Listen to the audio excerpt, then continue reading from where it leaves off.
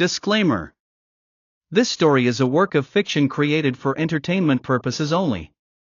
Any similarities to actual persons, events, or locations are purely coincidental.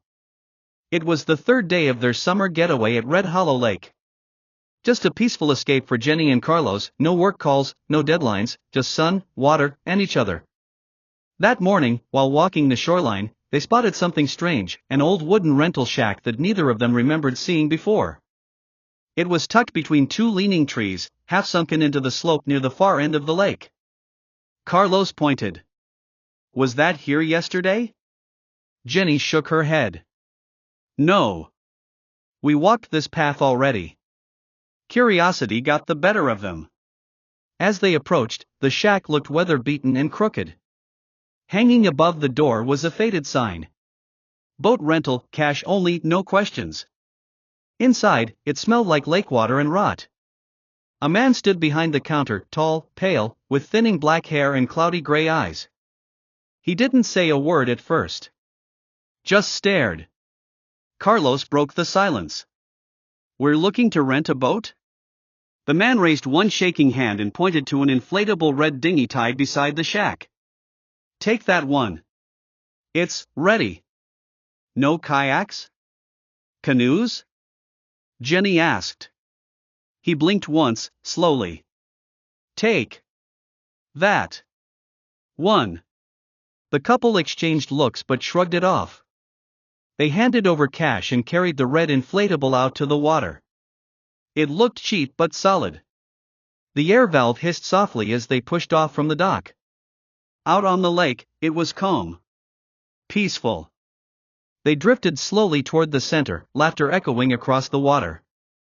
But just 20 minutes in, things got strange. First, their phones died. No warning, just black screens. Then came the fog. Out of nowhere, a heavy mist rolled across the surface, cutting visibility to almost nothing. Carlos squinted. Did the air get thinner? Jenny looked down. The boat's edges were sinking low, unnaturally fast. She reached for the pump but stopped. The red plastic had begun to wrinkle, bubble, like something was boiling it from the inside. Suddenly, the boat jerked to the left. Not from a wave. Like something had grabbed it. Carlos leaned over the side. "What the hell is?" He froze. So did Jenny. Just beneath the surface, a face. Pale. Bloated. White eyes. Mouth open, as if screaming underwater.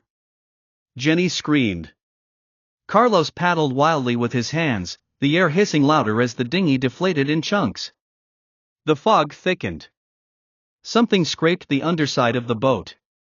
A gurgling sound rose up, like laughter. They jumped. The swim back felt like hours.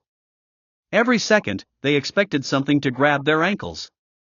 When they finally reached shore, coughing and soaked, the shack was gone. Vanished. No footprints. No tire marks. No sign it had ever existed. That night, in their cabin, Jenny couldn't sleep. Around midnight, she stepped out onto the deck to get fresh air. Floating silently on the lake, far out in the moonlight, was a single red inflatable dinghy. Empty. But dripping wet.